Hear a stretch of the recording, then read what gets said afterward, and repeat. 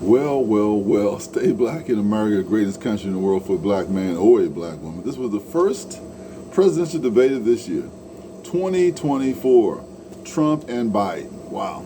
I watched it. I was looking forward to it the whole time. I saw it and I enjoyed it quite a bit. It's always entertaining. I think Trump makes politics entertaining. I don't think he makes it anybody fear anything. I don't think Biden makes anybody fear anything. They both were entertaining older white men, to say the least. Trump's in his late 70s. Biden's already in his early 80s. I think Biden lived up to the title of Sleepy Joe. Real sleepy, real, zombie-like out there talking. Trump, energetic, right to the point, like a businessman in a business meeting, getting everything done. Went through all these trials so far, and he still has far more energy than Joe Biden. So I'll look at it for a standpoint for as far as black America, because, I'm a black guy in America, right? So I look at it like this. As far as reparations, they had no mention of reparations for black Americans. They mentioned of giving all the money that went to Ukraine, all the money that goes to NATO, all the money that goes to everything else, but nothing mentioned precisely for that black American demographic, which is about 12 or 13% of America's population. Been here since the beginning, been here before America became a nation, fought in all the major revolutions and wars, but nothing seems to be given credit for those people getting reparations. Although I know during the time of, even before 1864, a lot of black folks earned their freedom, which was a wonderful thing, but their people prior to them were enslaved to. I don't know if they got paid for that. So reparations is a really deep situation for black America. Now the other thing, the HBCUs. Trump did give a pile of money to them, so they had to stop coming and begging for it. I think somehow or another they still have to come beg for it now. The Biden administration has been 3 years in this administration. I don't think it's changed the same thing. Let's talk about jobs. Well, black people always are seen to be the highest unemployed in the nation always. Let's look at it in a point of training. Well, when training things went out of high schools, you could get yourself a training certificate in bricklaying or welding or electrician. Various things that make money in the economy left the inner city schools, and black men had no availability to take these things anymore. Most of the people don't have any money to pay for trade schools, so a lot of that was lost. That adds to the unemployment of black people. Other computer programs, other type of things you can take and get, they eliminated that. So if you want to really hurt the population, which our FBI and CIA has done in recent past, I don't know what they're doing to benefit black folks now, you do those kind of things to destroy the black foundation. And also, here we go with this, the health thing, the HMOs or health thing. I'm reaching 65 now, coming toward that. Was it Medicare or I don't know, Medicare, Medicaid, whatever it's called, but coming close to that, right? It makes it so difficult to try to figure out are you going to add drug prescriptions? How is it going to cost to get a plan? Can you get a zero plan plus this? Can you get that? Make it all jumbled up and confusing. The reason why it's confusing because you spending money and somebody's making money off your butt. And they want to make as much money off you as possible and give you as less service as possible. That's why it's all this rigmarole and all these categories, and you can go have this, that, A, B, C, D, all the way down. They want to make it difficult because once you make an unwise decision, and more than likely you'll probably make an unwise decision. So not much credence is given to that. The things they veered off talking about, somebody can't hit a golf ball really far, somebody's court things and stuff Trump's going through in court, what Biden's son is going to be going through in court, see the money from Ukraine, and all these kind of things, right? It's talk. But generally, I look as far as what are the benefits for black America. I don't know. I think we kind of benefited more under Trump. Maybe somebody's out there disagreeing with me. I think black America benefits more under Trump than they do under Biden. I think Biden, we made that statement, you're not black if you don't vote for me. I mean, I think that was a dumb statement when he makes all these other statements about he did this or he did that, and he found that he didn't do those things and still became president. It clearly shows that the American political appetite doesn't care too much about who's lying and this and that. It's all like I'm doing right here. What is he doing for my particular group? What can I get out of him for my group? Will we be better under Trump, better under Biden? So from what I got from this first debate is we'll be better under Trump, because Biden seems like he couldn't make a proper decision on his own to save his life, man, honestly. But it does show the importance of the healthcare system. Both these older guys seem to be in great health. Biden could be in that comatose-like state and live to be 100 years old, and so could Trump. So definitely these guys are taking advantage of the health system, and hopefully Black America will too. Black America needs to when they say pull yourself up by your bootstraps, and somebody took your boots. That's what Dr. Martin Luther King said years ago. Pretty much true. But until reparations come, or if reparations never come, man, you got to press hard. We are in a battle for the soul of Black America.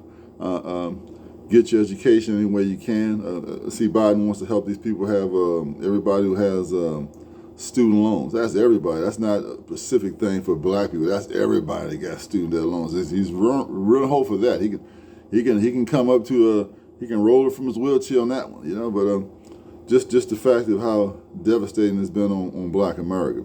So, in essence, when I talk about Black America, it's still it's still a weird thing there, because you can say Black America, you can say Afro American. I'll say it in a few words. Black America opposed to African American. Okay, Black America, the people who were here, slaves, descendants of slaves, went through everything. Some people breaking their freedom, some people not, into Lincoln emancipation in 1864. Slaves who became free citizens. And Afro-Americans, those who came well after that time, settled into America. It was their choice to come to America. They were not born here as slaves. Their choice to come here because their economies were garbage. They wanted to come and live in a land of milk and honey. So they left their countries and came to America. Settled in, 100 years could go by, and they assimilate like regular Black Americans. So that's why people say it's so hard. They speak like it, they talk like it. Some don't even remember their language from their countries. But the difference is the Black Americans are the ones who receive reparations.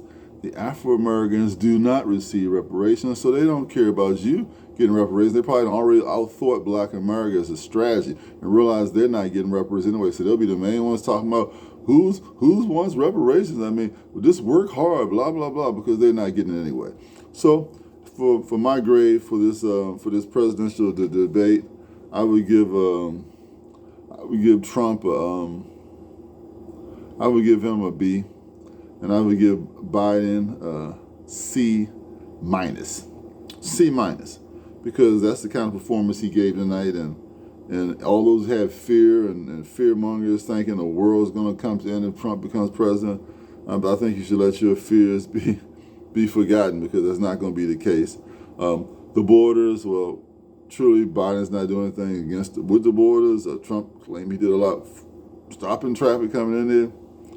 You know, what is their strategy? I don't have any idea what their strategy is. I mean, they can't stop anybody. They can't do this, can't do that. Well, you know, they really haven't put their heads together on stopping anybody, because I know a lot of ways you can stop people from doing a lot of things when you got a powerful military in this country. So it's really, you really want to do that or you don't. I mean, you can't come to the system as you use the proper procedures. You can become a citizen anyway. Sometimes it takes longer and it should take, but that's what they do, because they want to keep the population predominantly white over here in America. I mean, that's why it's America.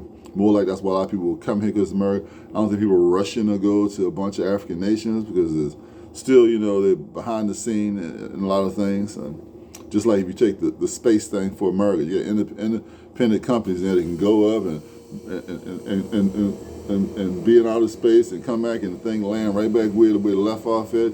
You got NASA doing so much stuff ahead of time. And you got some countries that are just on the border of that now. You're talking about U.S. was in the 60s, and we're talking about 2024, and some places are just getting into it now. So how much more advanced is America than those other countries? But we only got one Earth here we're living on. I haven't found any other planets out there that can be inhabited by human beings, right? So back to this great debate, this this great debate, which I find fun, enjoyable, exciting, because I love this kind of stuff.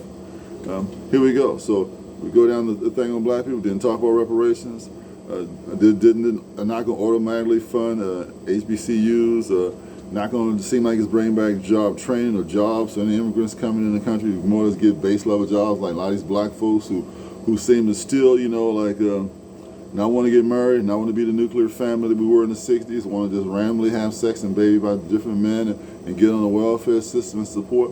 Shout out to those 54% of black males who are single and without kids and rising up into that middle class, because a lot of them are taking 1 and 2 jobs and stacking their money. Thank goodness for you guys. You have started a resurgence of the great black America again. I guess mixing that 54%, you probably got black Americans and Afro-Americans, right? So all these categories are like, just want somebody to kind of like, if you have an opportunity to get some money, well, don't be against me having an opportunity to get some money. Like, be rah-rah and cheering for me, which we don't hear from Kamala Harris or Obama, because by popular demand, neither one of those folks are qualified for reparations. They would be black America, African American, not black American. So this first debate in the bag. Looking forward to the next debate. Looking forward to everybody talking about this thing and to the next debate, and hopefully, like I say, reparations pop on the thing for the next time. Historical black colleges being totally funded for the next time, and let's stop talking about these civil rights being got to renew the bill. Let's let it be a permanent thing in the Constitution, civil rights, which came across by the backs of black America, like black American and Afro American, because Martin King Jr. was a black American, died and suffered for everybody of color, actually, and the people can stand on the shoulders of black men who got civil rights in the first place. So, look, stay black in America, like, share, and subscribe to my channel. Waiting for the next debate. Bye.